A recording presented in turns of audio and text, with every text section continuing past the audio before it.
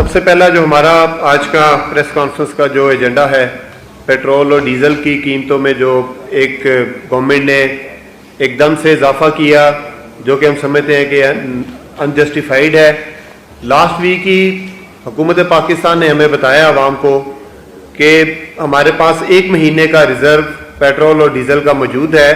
और इसमें कोई परेशान होने वाली बात नहीं है। तो इधर सवाल ये पैदा होता है कि जब पहले से हमने पुराने रेट्स के ऊपर पेट्रोल खरीदा हुआ है, डीजल भी खरीदा हुआ है, तो क्या ऐसी वजह बनी कि आपने रातों रात जो है वो 55 रुपये का इजाफा कर दिया और आवाम को तंग करने के लिए? मैं समझता हूँ कि ये सिर्फ इस वजह से किया गया कि पाकिस्तान में जो एक ईरान के हक में जो एक वेव बन रही थी, जो अवाम इस वक्त सरापा एहतजाज हैं और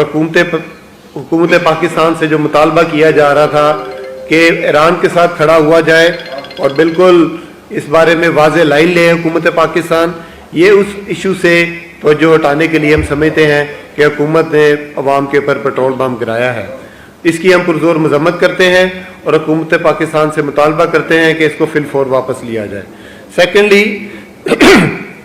जैसे भी इरफान याद बाजवा साहब ने, सदर लाहौर बार ने बड़ा डिटेल बात की नैब लॉ के ऊपर, नैब की अमेंडमेंट्स के ऊपर, तो 3 मार्च को गालबन चेयरमैन नैब की मुद्दत मुलाजमत 4 मार्च को मुद्दत मुलाजमत उनकी पूरी होनी थी। उस मुद्दत के पूरे होने से एक दिन पहले हमें ये मतलब देख के बड़ी हैरानी हुई कि एक दिन के अंदर अंदर, बल्कि चंद घंटों के अंदर अंदर एक बिल प्रेजेंट होता है असेंबली में। वो बिल असेंबली पास करती है, 1 घंटे के अंदर बिल पास होता है। वो बिल चला जाता है सेनेट में से भी कोई 1 घंटे के अंदर पास होता है। 2 घंटे के अंदर वो बिल 2 हाउस पास कर देते हैं। और तीसरे नंबर पे 1 घंटे के 2 घंटे के अंदर अंदर सदर साहब उसकी मंजूरी दे देते हैं, जिसके बारे में मैं समझता हूँ कि जो एक बेसिक रिक्वायरमेंट किसी भी कानून की, किसी भी बिल की होती है कि उसके ऊपर एक ओपन डिस्कशन की जाए, उसके प्लस और माइनस उसके देखे जाएं कि इसका क्या फ़ायदा होगा, क्या नुकसान होगा, या इंटेंट ऑफ लेजिस्लेशन उसमें देखी जाए कि ये किया क्यों जा रहा है। वो मैं समझता हूँ कि उसके अंदर मिसिंग है। और ये बिल्कुल हुकूमत का जो इकदाम है कि जिस तरीके से इन्होंने चेयरमैन नैब को एक पर्सनल स्पेसिफिक इन्होंने लेजिस्लेशन की है और उसको मुद्दत मुलाजमत उसकी बढ़ाने के लिए 3 साल इन्होंने इतनी जल्दबाजी में ये सब कुछ किया है, हम इसकी पुरजोर मजम्मत करते हैं। क्योंकि जो पुराना तरीक़ेकार था कि leader of the house with consultation और लीडर ऑफ अपोजिशन जो है ये अपॉइंटमेंट ऑफ चेयरमैन नैब करेंगे, ताकि उसमें ट्रांसपेरेंसी आए, किसी किस्म की कोई जो है वो उसमें कोई इंडिपेंडेंस ऑफ जो नैब है वो अपना उसकी इंश्योर हो। तो ये इस कानून को जो है वो इस एक खाली अमेंडमेंट के जरिए मैं समझता हूँ कि बलडोज करके इसको ख़राब किया गया है। और जिस तरीके से ये एक दूसरी बात हुई है, जैसे बाजवा साहब तार थे कि सेक्शन 32 में अमेंडमेंट की है कि आप जो राइट ऑफ अपील, क्योंकि नैब के तहत जो एक केस चलता है नैब कोर्ट्स में, वो as a criminal case consider होता है और क्रिमिनल केस की जो भी अपील है वो पहले हाई कोर्ट में जाएगी और second right of appeal definitely वो सुप्रीम कोर्ट में ही अंडर आर्टिकल 185 जाना है। उसको ख़त्म किया गया। हम समझते हैं कि ये बिल्कुल कॉन्स्टिट्यूशन की वायलेशन है, क्योंकि सुप्रीम कोर्ट का राइट जो है, सुप्रीम कोर्ट की जो एग्जिस्टेंस है, उसको इस कानून के तहत चैलेंज किया गया। और जो जैसे हम लोग एक अरसा दराज से सरापा एहतजाज हैं कि 26वीं और 27वीं तरमीम के तहत एक फेडरल कॉन्स्टिट्यूशन कोर्ट को बनाया गया और ये एक फिक्स मैच इस कानून में और इस सारी प्रोसीडिंग में हमें नज़र आ गया कि जब आप एक केस बनाएंगे अपनी मर्जी से एक बंदे के खिलाफ, उसको सजा करवाएंगे और फिर जो आपकी कन्वीनियंस के, जो आपके कंफर्टेबल जजेस हैं, आप उन्हीं के पास ले जाके उस सजा को अपहोल्ड करा देंगे। ये नहायत काबिल मजम्मत है। और मैं समझता हूँ कि article 10A of the constitution जो कि बड़ा क्लियर है, जिसमें right of fair trial, due process of law, that is a fundamental right of each and every litigant और सिटीजन ऑफ पाकिस्तान, उसको जो है इन्होंने वायलेट किया है। वो राइट ऑफ फेयर ट्रायल और ड्यू प्रोसेस ऑफ लॉ, इसमें मैं समझता हूँ कि ये बिल्कुल कंप्रोमाइज भी हुआ है। इसको फौरी तौर पे हम डिमांड करते हैं कि जो राइट ऑफ सेकंड अपील है ये अपना लिटिगेंट को प्रोवाइड किया जाए और सुप्रीम कोर्ट की पार्स को ख़त्म करने की जो एक कोशिश हुकूमत ने की है, हम इसकी पुरजोर मजम्मत करते हैं। इसके बाद मैं एक और चीज़ अर्ज करूँगा कि जो इस वक्त हमारे मुल्क में क्राइसिस चल रहा है, लाहौर हाई कोर्ट बार ने ईरान के हक में करारदाद भी पास की ہماری بار کی کیبنٹ، ایرانی کونسلیٹ کو اور ایرانی ڈائریکٹر جنرل کو ہم ملے بھی جا کر،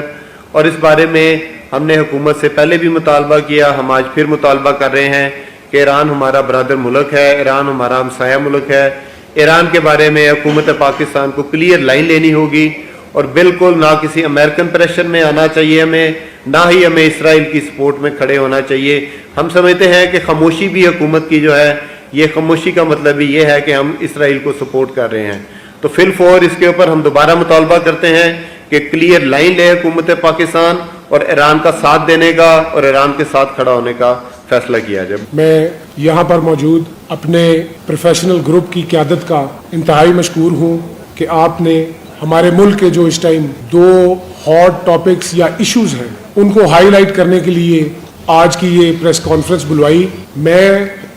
اپنے تمام دوستوں کا مشکور ہوں۔ آج کا ہمارا پہلا ایشو پیٹرول اور ڈیزل کی قیمتوں میں جو حکومت وقت نے ہوشربا اضافہ کر دیا ہے، جس کی کوئی بھی فائنانشل یا اکنامک نہ کوئی پریزنٹیشن دی گئی، نہ ہی کوئی جسٹیفیکیشن دی گئی۔ تو اس ٹاپک پہ آج ہمارے اسپیکرز بات کریں گے۔ اور دوسرا ٹاپک جو ہماری فیلڈ سے ریلیٹڈ ہے، جس سے نہ صرف ہم وکلاء جڑے ہیں بلکہ ہمارے جو کرپٹ مافیاز کے خلاف جو قانون ہے، جس میں انہیں امینڈمنٹس کر کے بینیفٹ دینے کی کوشش کی گئی ہے۔ دوسرا ایشو قومی احتساب ترمیمی ایکٹ 2026 کے تحت دفعہ 6 میں موجود سب سیکشن بی کی شق 5 میں ترمیم کی گئی ہے، جس کا تعلق بنیادی طور پر چیئرمین قومی احتساب بیورو نیب کی تقرری اور مدت ملازمت سے ہے۔ اس ترمیم کے مطابق چیئرمین نیب کی مدت ملازمت کو 3 سال مقرر کیا گیا ہے۔